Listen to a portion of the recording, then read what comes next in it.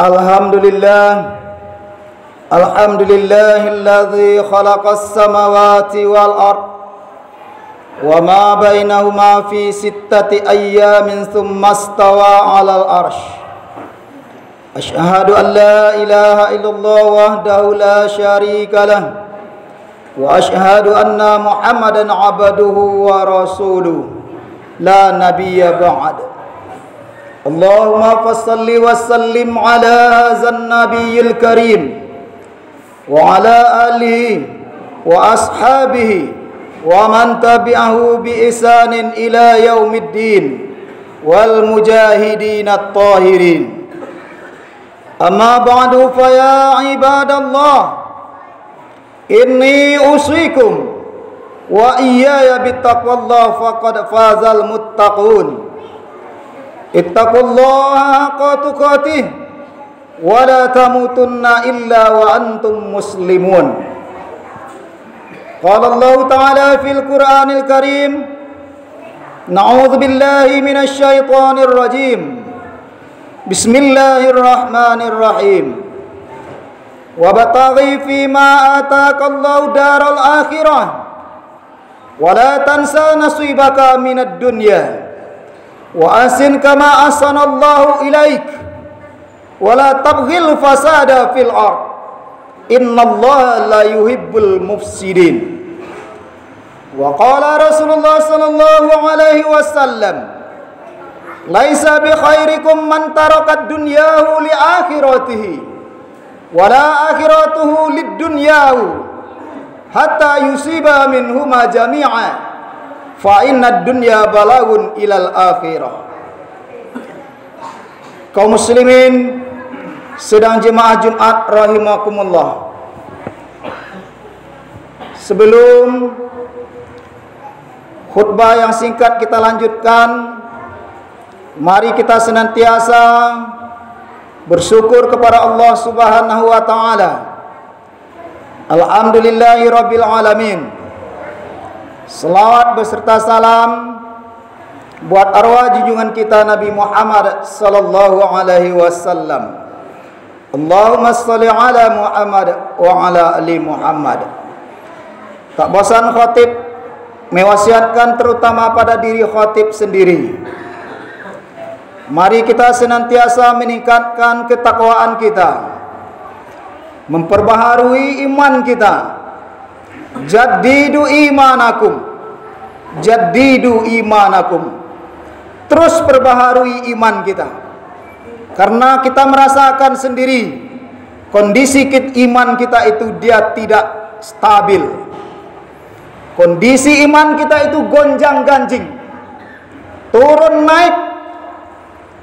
Ada kalanya iman kita itu berada di atas, ada kalanya sedang di bawah. Ada kalanya sedang menipis, ada kalanya sedang menebal. Ada masanya kuat, ada masanya lemah. Ketika iman kita itu sedang kuat, beradalah kita pada posisi yang taat. Sedikit pun tidak ingin meninggalkan perintah Allah sekecil apapun. Begitu juga sebaliknya, tak akan melaksanakan apa yang dilarang oleh Allah sekecil apapun. Ketika iman kita sedang menipis, beradalah kita pada posisi lalai, bahkan ingkar.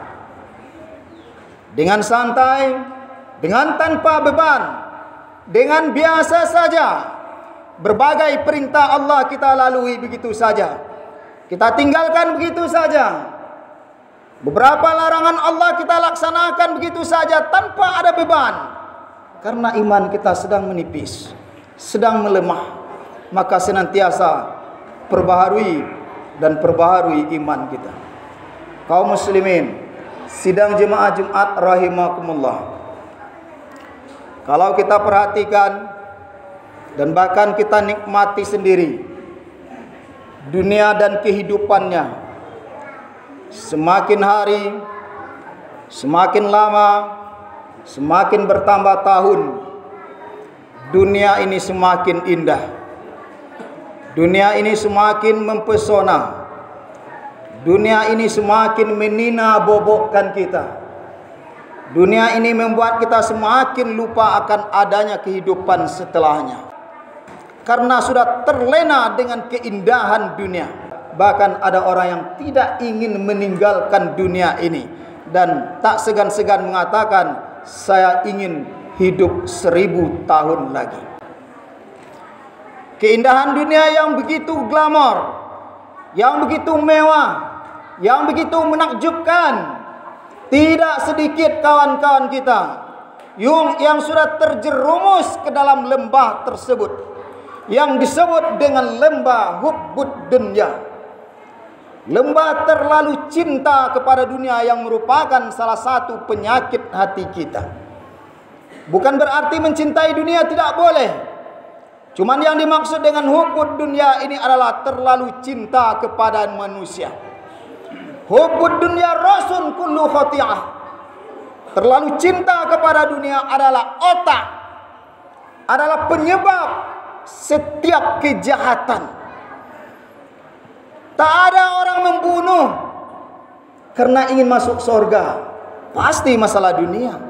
Keponakan bertengkar dengan mama, berkelahi, baku hantam, saling menghasut. Perkara apa? Lokasi, perkara tanah. Bukan karena memperebutkan akhirat. Dan ribuan kejahatan lainnya terjadi adalah karena dunia. Lalu bagaimana konsep Islam tentang itu? Kita tinggalkankah dunia yang fana ini? Kita picingkan mata, kita tidak ikut apa-apa? Orientasi kita hanya akhirat? Tidak juga seperti itu. Karena itu kita lihat sekelumit bagaimana konsep Islam dalam menyikapi ini. Dengan judul khutbah kita, keseimbangan antara hidup dunia dan akhirat. Seimbang yang dimaksud di sini bukan berarti memotong sama panjang, membagi sama banyak, menimbang sama berat. Bukan keseimbangan yang itu. Jika masih memotong sama panjang, membagi sama banyak, menimbang sama berat untuk keseimbangan dunia dan akhirat, itu belum lagi seimbang. Yang seimbang sesungguhnya untuk dunia dan akhirat itu adalah meletakkan sesuatu pada tempatnya. Wad'u likulli halin fi mahallihi. Mana porsi yang harus mendapatkan porsi yang banyak, dia harus mendapatkan porsi yang banyak. Tidak mesti sama banyak.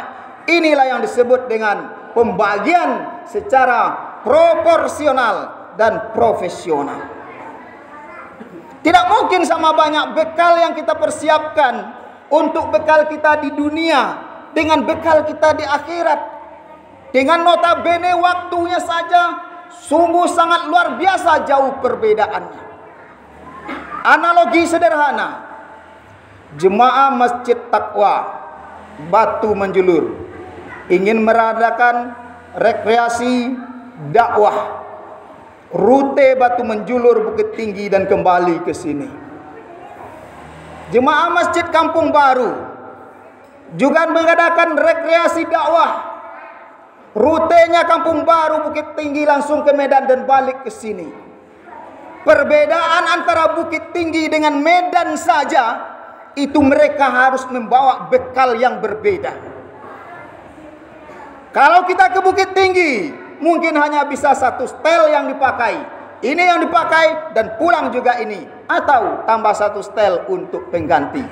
Dan tidak mungkin ini dilakukan oleh jemaah yang akan berangkat ke Medan. Apalagi lagi lanjut ke Aceh dan lanjut lagi ke seberang sana. Perbedaan dunia saja, waktunya yang sedikit perbedaan, kita harus punya bekal yang lebih. Apalagi perbedaan akhirat dengan dunia itu. Dunia kehidupan yang berawal dan berakhir. Sementara akhirat adalah kehidupan yang berawal tanpa akhir. Lalu bagaimana konsep keseimbangannya? Melebihkan bekal kita untuk akhirat ketimbang bekal kita untuk dunia. Bukan menghilangkan bekal kita untuk dunia. Sebagaimana ayat yang khatib bacakan tadi. Wabtaghi fima attaqallahu daral akhirah. Cari, persiapkan bekal kamu, apa yang kamu bawa nanti untuk ke kampung kamu di akhirat. Wala tansa nasibaka minad dunya. Tapi jangan lupa bahagian kamu di dunia juga ambil. Jangan tinggalkan kehidupan dunia. Dan juga hadis yang khatib bacakan tadi, orang yang baik itu bukan orang yang membelakang ke dunia, tidak mau tahu kehidupan sosial, kemasyarakatan. Dan orang yang baik itu juga bukan berarti meninggalkan akhirat hanya dunia semata. Tapi yang baik itu adalah yang memperoleh kedua-duanya. Laisa bi khairikum man taraka dunya li akhiratihi. Tidaklah orang yang baik itu yang meninggalkan dunia hanya semata-mata untuk akhirat. Wala akhiratuhu lid dunyahu, dan tidak pula akhiratnya karena dunianya. Tapi yang bagus itu adalah hatta yusiba minhuma jami'ah. Dia peroleh kedua-duanya bersamaan, dunia dan akhirat. Kenapa? Fa inna dunya balagun ilal akhirah. Dunia inilah jembatan menuju ke akhirat kelak. Dunia inilah perantara kita menuju ke akhirat kelak. Tidak bisa kita tinggalkan, baik dunia maupun kehidupannya. Materi-materi yang ada, pakaian, kendaraan, pangan, sandang, papan, tidak bisa kita tinggalkan kebutuhan-kebutuhan dunia. Tetapi menyeimbangkannya adalah dengan melebihkan bekal kita untuk akhirat dari bekal kita untuk dunia. Kaum muslimin sedang jemaah Jumat rahimakumullah, bahkan tersirat di dalam ajaran dan perintah di dalam Islam itu sendiri, umat Islam itu harus jadi orang kaya. Jadi tidak ada konsep iman Islam, wahai umat Islam, hai orang-orang yang beriman, jadilah kamu orang miskin, jadilah kamu orang melarat, jadilah kamu fuqara. Tidak ada. Jangan kamu jadi orang kaya, jangan kumpulkan harta. Tidak ada konsep Islam seperti itu.